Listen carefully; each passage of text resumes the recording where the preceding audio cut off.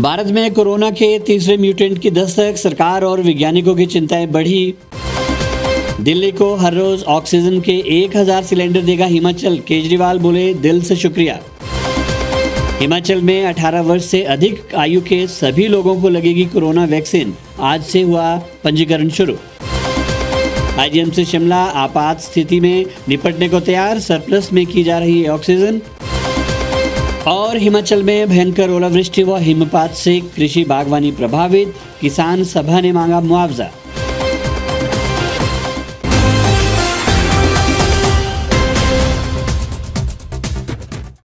नमस्कार, स्वागत है आपका द रीव टाइम्स न्यूज चैनल में। मैं हूं डॉक्टर एलसी शर्मा। अब खबरें विस्तार से। एक ओर जहां कोरोना का पुराना रूप लोगों को एक के बाद एक चपेट में ले रहा है, तो वहीं इसके डबल म्यूटेंट की चपेट में आने वाले मरीजों की संख्या बढ़ती जा रही है। अभी डबल म्यूटेशन से लड़ने को तैयार हुए ही थे कि देश के कई हिस्सों में कोरोना के ट्रिपल म्यूटेशन वेरिएंट ने भी दस्तक दे दी है, जिसने सरकार से लेकर आम लोगों और वैज्ञानिकों तक को चिंता में डाल दिया है। ट्रिपल म्यूटेंट क्या है और यह कितना खतरनाक है, इस बारे में अभी सीमित जानकारी ही सामने आ सकी है। कोरोना वायरस की दूसरी लहर तेजी से लोगों को अपनी चपेट में ले रही है। भारत के तमाम राज्यों में लॉकडाउन और नाइट कर्फ्यू भी जारी है। बावजूद इसके कोविड संक्रमण के मामलों में सुधार नहीं हो पा रहा है। हर रोज लाखों की संख्या में लोग कोविड से संक्रमित हो रहे हैं। एक और जहां कोविड की सेकेंड वेव लोगों, अस्पतालों, मेडिकल फैसिलिटीज और प्रशासन के लिए चुनौती बन चुकी है, तो वहीं इस बीच अब तक 3 जगहों पर इसके तीसरे म्यूटेंट के मिलने की रिपोर्ट से चिंताएं बढ़ गई है। कोविड-19 का ये नया वेरिएंट अब तक पश्चिम बंगाल, महाराष्ट्र और दिल्ली में पाए जाने की जानकारी मिली है। विशेषज्ञों का मानना है कि वायरस के बदलते रूप देश में तेजी से बढ़ते संक्रमित मरीजों की संख्या के लिए जिम्मेदार हो सकते हैं। कोविड-19 के तेजी से बढ़ते मामले देश के मुश्किल से भरे हालातों और उन हालातों से निपटने के लिए जूझते हेल्थ इंफ्रास्ट्रक्चर को दर्शाते हैं।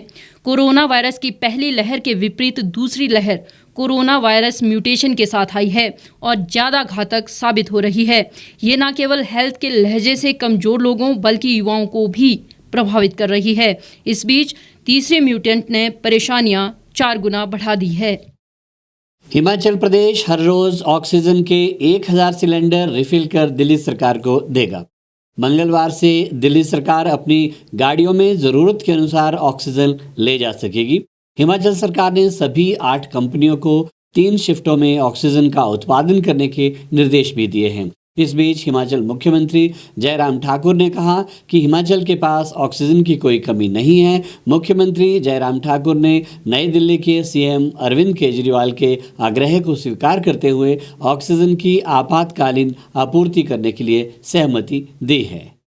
कोविड-19 महामारी के संकट के कारण राष्ट्रीय राजधानी दिल्ली में ऑक्सीजन का भारी संकट चल रहा है।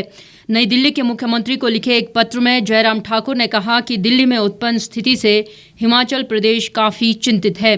अरविंद केजरीवाल ने इस उदारता के लिए हिमाचल प्रदेश सरकार का आभार व्यक्त किया है। मुख्यमंत्री जयराम ठाकुर ने उद्योग विभाग के अतिरिक्त निदेशक को दिल्ली सरकार से बातचीत करने के निर्देश दिए थे। अतिरिक्त निदेशक ने कहा कि इस संबंध में दिल्ली के विधायक और दिल्ली के स्वास्थ्य अधिकारियों से कहा गया कि हर रोज 1000 सिलेंडर उपलब्ध करवाए जाएंगे। हिमाचल मुख्यमंत्री कार्यालय के ऑफिशियल पेज पर इस बात की जानकारी दी गई है कि हिमाचल संकट के इस दौर में दिल्ली की हर संभव मदद करेगा। तो वहीं दिल्ली के मुख्यमंत्री अरविंद केजरीवाल ने ट्वीट कर आभार जताया और कहा, जयराम जी, आपकी इस मदद के लिए तहे दिल से शुक्रिया। वहीं हिमाचल प्रदेश में दूसरे राज्यों के मुकाबले अभी तक ऑक्सीजन की कमी नहीं आई है। मुख्यमंत्री जयराम ठाकुर ने कहा कि हिमाचल स्थितियों से निपटने को तैयार है और ऑक्सीजन की मात्रा भी भरपूर है। हमारे पास ऑक्सीजन की कमी नहीं है, हमारे पास ऑक्सीजन पर्याप्त मात्रा में उपलब्ध है। अब जहां कोविड के मामले में लगातार बढ़ोतरी हुई है, हम अब फोकस कर रहे हैं कि हम एक तो बेड कैपेसिटी को बढ़ाने का हमने निर्णय कर लिया। 3000 से ऊपर हमने एट प्रेजेंट हमने व्यवस्थाओं को खड़ा करने के लिए जो काम किया है उसमें हम काफ़ी हद तक हम सफल हुए हैं। लेकिन उसके साथ साथ में ऑक्सीजन सभी जगह उपलब्ध हो, उस बात के लिए भी हम कर रहे हैं कोशिश। और जहां हम इस बेड कैपेसिटी को 5000 तक हम इसको स्केल अप करने की कोशिश कर रहे हैं, उसके लिए भी हम तैयारी कर रहे हैं। और मैं बताना चाहता हूँ, हमने केंद्र से जो ऑक्सीजन का जो सिलेंडर होता है वो उसकी कमी है, सिलेंडर की जो है, ऑक्सीजन की कमी नहीं है।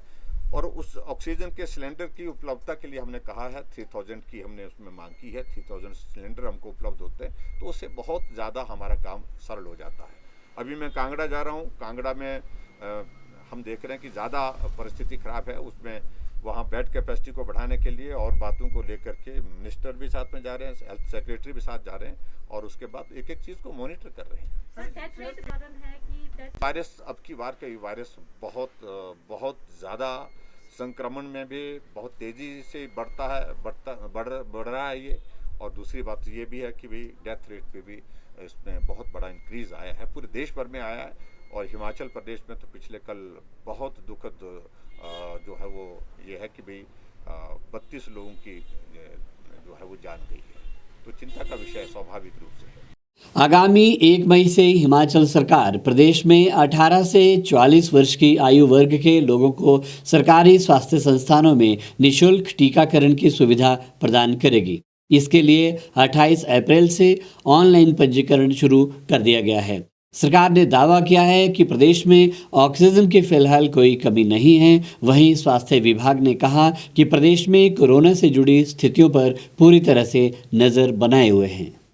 हिमाचल प्रदेश में कोरोना के बढ़ते मामलों को नियंत्रित करने के लिए सरकार ने अब 18 वर्ष से अधिक आयु वर्ग के लोगों को कोरोना वैक्सीन टीका लगाने का निर्णय लिया है, जिसमें मंत्रिमंडल ने ये निर्णय लिया है कि हिमाचल प्रदेश में 1 मई से जो वैक्सीनेशन ड्राइव 18 साल से 44 साल के बीच के लोगों के लिए जो है वो हो रही है, वो फ्री ऑफ कॉस्ट होगी। हाल ही में मंत्रिमंडल की बैठक में यह निर्णय लिया गया था कि 1 मई से 18 वर्ष से अधिक आयु के सभी लोगों का टीकाकरण किया जाएगा। इसके लिए स्वास्थ्य विभाग की ओर से आज से पंजीकरण शुरू कर दिया गया है। इसके लिए कोविड पोर्टल या आरोग्य सेतु के जरिए पंजीकरण करवाया जा सकता है। मिशन डायरेक्टर NHM ने इस बारे में विस्तार से जानकारी दी। देखिए, जो ये अगर हम तैयारियों की बात करें सरकार के स्तर पर कोविड से निपटने के लिए, तो ये 2 प्रकार की तैयारियां होती हैं प्राइमरीली। पहला होता है पब्लिक हेल्थ एक्शन, जिसके अंदर जो ये हमारे सोशल डिस्टेंसिंग मेजर्स हैं, मास्क का उपयोग है, हैंड हाइजीन, इसके ऊपर जोर दिया जाता है। वैक्सीनेशन है, कॉन्टैक्ट ट्रेसिंग है, और जो अगर कुछ रिस्ट्रिक्शंस लगाने की आवश्यकता पड़ती है तो वो है, और उसके ऊपर सबके ऊपर कार्य हो रहा है। दूसरा जो पहलू है कोविड से निपटने का, वो ट्रीटमेंट है उन लोगों की जिनको कोविड हुआ है, और उसके लिए भी जो हमारे यहाँ हॉस्पिटल्स हैं, लगभग 3000 बेड इस समय पूरे प्रदेश में कोविड के लिए डेडिकेटेड हैं, जिसके अंदर से 1/3 बेड इस समय भरे हैं। और ऑक्सीजन के लिए भी जो सरकार ने डायरेक्टर हेल्थ सर्विसेज को नोडल ऑफिसर बनाया है, उस पर कड़ी निगरानी रखे हुए हैं, और इस समय प्रदेश में ऑक्सीजन की कोई भी जो कहेंगे शॉर्टेज किसी प्रकार की नहीं है।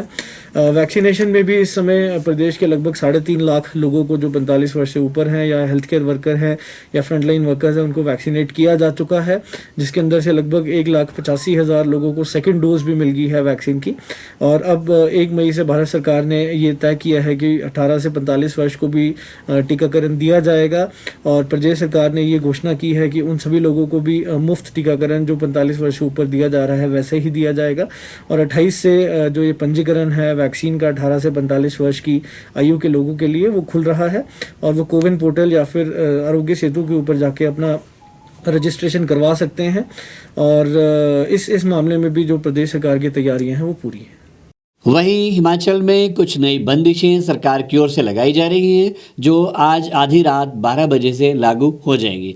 हालांकि ये बंदिशें सोमवार आधी रात को 12 बजे से लागू होनी थी, लेकिन किन्हीं कारणों से लागू नहीं हो पाई। अब ये बंदिशें सभी ज़िलों में पूरी तरह से 27 अप्रैल रात 12 बजे से लागू होंगी। इस बारे में अधिकारियों में असमंजस रहा। स्वास्थ्य और पुलिस विभाग की तैयारियां भी अधूरी थी। हालांकि हिमाचल प्रदेश आने के लिए ऑनलाइन पंजीकरण शुरू कर दिया गया है।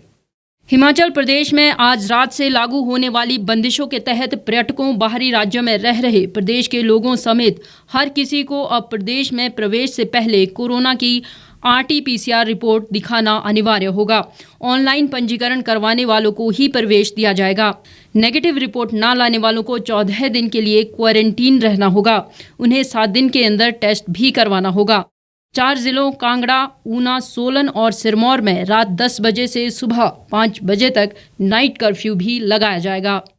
हमने सिर्फ इतनी ही बात कही है कि बहुत बड़ी तादाद में हिमाचल के लोग और हिमाचल के साथ में दूसरे लोग जो हिमाचल पर आ रहे हैं, हिमाचल के लोग तो घर आ रहे हैं, अपना घर है, परिवार है, हिमाचल के रहने वाले हैं, उनको रोकना भी संभव नहीं है, रोकना भी उचित नहीं है। लेकिन हमने उनसे विनम्र आग्रह किया है, ऐसे संकट में आप जहां से भी आ रहे हैं आप आइए, कहीं किसी को कोई रोका नहीं जा रहा है, किसी को परेशान नहीं किया जा रहा, लेकिन मेहरबानी करके एक काम करिए कि आप अगर वहां से आ रहे हैं, अच्छा होगा आप RT-PCR का टेस्ट करके आएँ। एक बात आग्रह कर रहा हूं, मैं उनसे निवेदन कर रहा हूं। और उसके साथ दूसरी बात हमने ये भी कही है कि अच्छा होगा अगर RT-PCR टेस्ट आप नहीं कर पाए, उस सूरत में एक बात को सुनिश्चित करें कि अगर आप घर पहुंच रहे हैं तो घर पहुंच करके होम क्वारंटाइन करें, होम आइसोलेशन में रहें और होम आइसोलेशन में रह करके लोगों के बीच में वो संक्रमण ना जाए, उस बात को सुनिश्चित करने के लिए अपना सहयोग दें।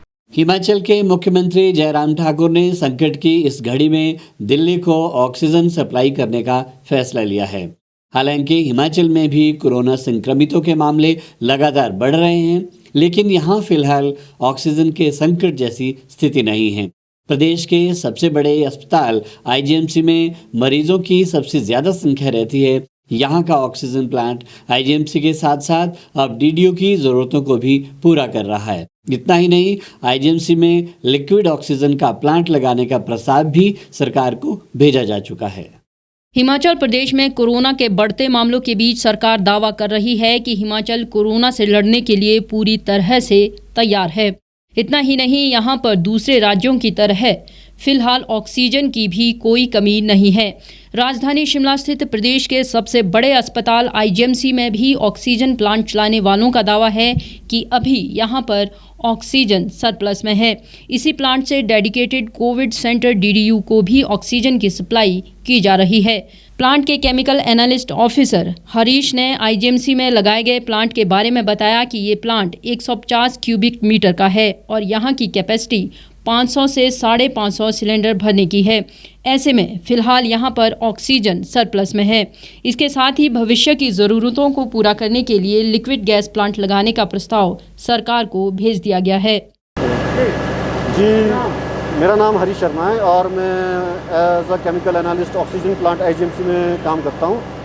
और ये जो ऑक्सीजन प्लांट है ये 150 क्यूबिक मीटर का लगा है और हमारी जो कैपेसिटी वो 550 से 600 ऑक्सीजन सिलेंडर भरने की है। और हम जो है यहाँ से सिर्फ IGMC और कमला नेहरू हॉस्पिटल की ऑक्सीजन सप्लाई करते हैं। तो अभी जो हमारे पास ऑक्सीजन है वो काफ़ी है और हम सप्लाई कर रहे हैं। अभी हमारे पास कोई कमी नहीं है, अभी सरप्लस में ऑक्सीजन है। बाकी अगर आने वाले दिनों में अगर ऑक्सीजन की कमी पड़ती है, जैसे कोविड बढ़ रहा है, तो उसके लिए भी गवर्नमेंट के पास प्रपोजल किया हुआ है लिक्विड ऑक्सीजन टैंक लगाने का। और बाकी अभी हमारे पास ठीक है। और अभी जो है ऑक्सीजन प्लांट जो है 24 घंटे चल रहा है। पहले ये 12 घंटे चलता था, अब 24 घंटे चल रहा है। तो बाकी वर्कलोड तो ज़्यादा बढ़ ही गया, डबल हो चुका है वर्कलोड। बाकी अभी फुलफिलमेंट है हमारे पास, मतलब अभी हमारे पास सरप्लस है ऑक्सीजन, यहाँ पे हम फुलफिलमेंट कर सकते हैं IGMC और KNH की। वहीं हिमाचल प्रदेश में सोमवार को 28 और कोरोना पॉजिटिव मरीजों की मौत हो गई।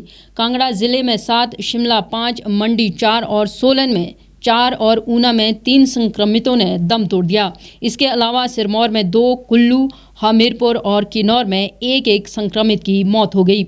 उधर प्रदेश में 1675 और लोगों के कोरोना टेस्ट की रिपोर्ट पॉजिटिव आई है। वहीं सचिव सामान्य प्रशासन विभाग और सचिवालय प्रशासन विभाग के कोरोना टेस्ट की रिपोर्ट भी पॉजिटिव आई है।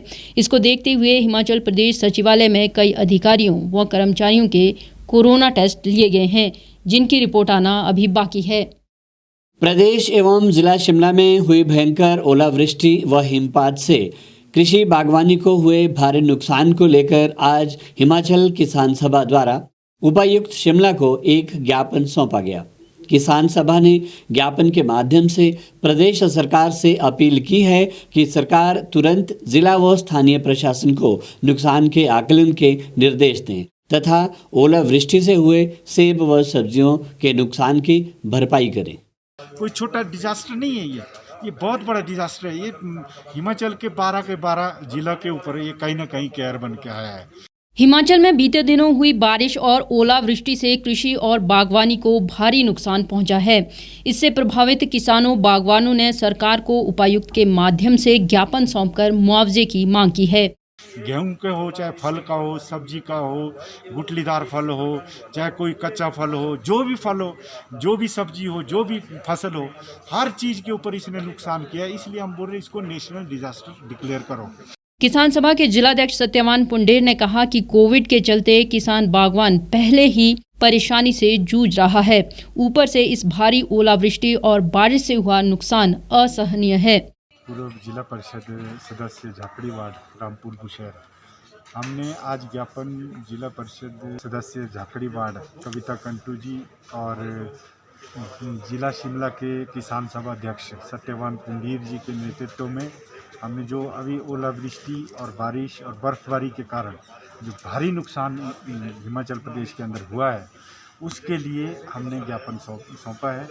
हमने मांग रखी है, हमने कहा है उपायुक्त महोदय जी से कि आप एक सही आंकलन करें, इसके लिए कमेटियां गठित करें, ब्लॉक लेवल पे या गांव लेवल पे, क्लस्टर लेवल पे, या इसको पंचायत के प्रतिनिधियों को इन्वॉल्व करते हुए और जिसका नुकसान हुआ है उसकी इन्वॉल्वमेंट दर्शाते हुए, और उसके साथ साथ जो रेवेन्यू डिपार्टमेंट है, जो हॉर्टिकल्चर है, एग्रीकल्चर है, सबको इन्वॉल्व करते हुए और एक कंक्रीट रिपोर्ट तैयार करते हुए उसको वीडियो कॉन्फ्रेंसिंग के माध्यम से उस रिपोर्ट को तैयार करें। ऐसे में किसान सभा ने किसानों के क्रेडिट कार्ड माफ करने और कृषि उपकरणों व खाद आदि पर अनुदान देने की मांग की है। मैं किसान सभा जिला शिमला से बिलोंग करता हूं, और जैसा कि आप जानते हैं जो 22-23 अप्रैल को पूरे प्रदेश के अंदर, खासकर जिला शिमला के अंदर जहां सेब पैदा होता है, उसमें भारी नुकसान हुआ है। हम किसान सभा के माध्यम से उपायुक्त से हमने ये मांग की है कि सबसे पहले जो ये नुकसान हुआ इसका सही आंकलन हो, इसका क्या बोलते हैं पंचायत स्तर पर और पटवारी और क्या बोलते हैं इसकी पूरी रिपोर्ट तैयार करें, ताकि मतलब इसका एक सही आंकलन हो कि सही रिपोर्ट सरकार के पास जाए। उसके बाद जो नुकसान हुआ है उसका सरकार उसकी भरपाई करे, जैसे केसीसी माफ़ करे, और भी जो क्योंकि तो एक बिग लॉस हुआ है, इस नुकसान को कैसे भरपाई कर सकते तो आप भली भांति जानते हैं, लेकिन हम चाहते हैं कि सरकार इसका जल्द से जल्द और उचित मुआवजा दें। कि भाई जो लोग जिनका नुकसान हुआ है उसका मुआवजा अंग्रेज़ों के टाइम पे जो तय की हुई राशि है मुआवजे की, रेट जो तय किए उसके अनुसार ना दिया जाए। आज की प्रेजेंट हालात में देखिए दवाई खाद कितने में मिलती है, पौधा सेब का कितने में मिलता है, उसको तैयार करने में कितना लगता है, गेहूं की खाद कितने में मिलती है, वो एसेस करके उसके अनुसार से आज के रेट के हिसाब से मुआवजा दिया जाए। 20 साल का पेड़ जो उसको तैयार करने में लगे इतने साल, और अगर वो 100 का 100 पेड़ आज ख़त्म हो गया, उसके पास तो बचा ही कुछ नहीं, उसके लिए मुआवजे की क्या राशि होगी? 50,000, 1 लाख, उससे क्या हो जाएगा? उसका तो जीवन ही तबाह हो गया। हम ये बोल रहे हैं कि अगर उसको प्रोत्साहित करना है दोबारा उस खेती करने के लिए, उस बागवानी करने के लिए, तो हमको उसको एक प्रॉपर, चाहे उसके ऋण माफ़ी करनी पड़ेगी, उसको खाद जो सब्सिडियां वो सारी कुछ बहाल करनी पड़ेगी, देनी पड़ेगी। हम जो ये देख रहे हैं कि पूरे जो किसान आज परेशान हैं, उसको परेशानी को दूर करने के लिए सरकार की तुरंत जो हस्तक्षेप होना चाहिए, उसके दुख तकलीफ जो है दूर होने चाहिए। उपायुक्त महोदय ने हमें बहुत पॉजिटिवली जवाब दिया। उन्होंने कहा कि हम इसमें कमेटियां गठित करेंगे, जिस तरीके से हमने सजेशन किया उनको, उन्होंने कहा कि बिल्कुल राइट सजेशन है, हम इसके ऊपर काम करेंगे और सरकार को एक कंक्रीट और ट्रांसपेरेंट और एक जो डिटेल रिपोर्ट हम सरकार को इसमें जो है सबमिट करेंगे। इस बुलेटिन में फिलहाल इतना ही। बाकी तमाम खबरों के लिए आप जुड़े रहिए और देखते रहिए द रीव टाइम्स।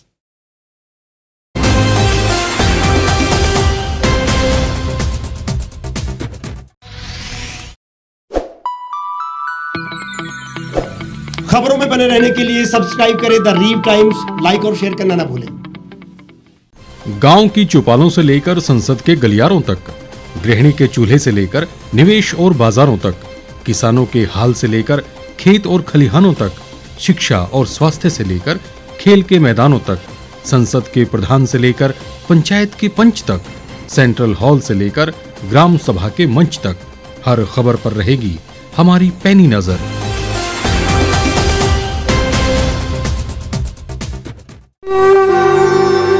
भारतवर्ष, जिसे आप दशकों से सुनते आए हैं कि सोने की चिड़िया थी। इसके पंख पहले मुगलों ने कुतरे, फिर अंग्रेजों ने, और आज राजनीतिक प्राणी कोई कोर कसर नहीं छोड़ रहे। आज भी लगभग 25 करोड़ लोग रात को भूखे सोते हैं। करीब 2 करोड़ लोगों के पास घर नहीं है। भ्रष्टाचार में हमारा 176 देशों में 80 नंबर आता है। औसतन 100 महिलाओं के साथ हर दिन ज्यादतियां होती है और ना जाने क्या क्या। देश की संसद से कुछ ही दूरी पर चादर लपेटे सैकड़ों लोग सुबह नील गगन के नीचे सोए हुए मिलते हैं। क्या आप एक ऐसे भारत की परिकल्पना नहीं करना चाहेंगे जहां कुछ ऐसा किया जाए कि 1 वर्ष के भीतर देश में कोई भिखारी या लाचार भी आश्रयहीन न रहे? लोगों को सभी सरकारी सेवाएं घर द्वार पर ही प्रदान की जाएं ताकि दफ्तर या कर्मचारी के चक्कर ना काटने पड़े। भ्रष्टाचार जड़ से समाप्त हो जाएगा। सेवा प्रदाताओं की पब्लिक रेटिंग यानी जनाकलन और तकनीक द्वारा अपराधों का शून्यकरण किया जाए। स्वास्थ्य और आधारभूत शिक्षा सभी के लिए समान गुणवत्ता के साथ निशुल्क प्राप्त हो, और भी बहुत कुछ।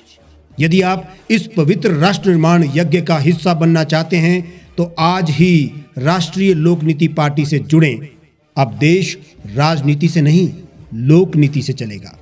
विजिट करें वेबसाइट rashtriyalokniti.org।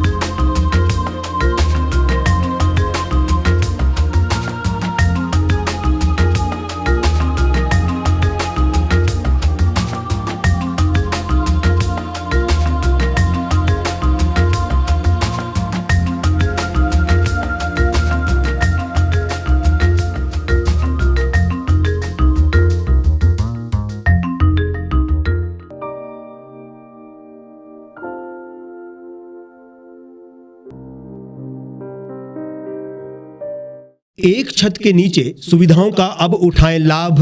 रीव ई मार्ट में अब पाएं अपनी रसोई के लिए गुणवत्ता और सस्ते दामों पर राशन सामग्री। दालें हो या हो मसाले, आपका किचन ई मार्ट संभाले। उच्च गुणवत्ता और दामों में बेहतरीन रीव ई मार्ट में पधारें और पाएं अपनी पसंद के सभी उत्पाद, या फिर करें ऑनलाइन ऑर्डर और पाएं घर द्वार पर ही सुविधा। आज ही संपर्क करें फोन नंबर 8219694079 पर, बाईपास रोड, शनान, संजौली, शिमला।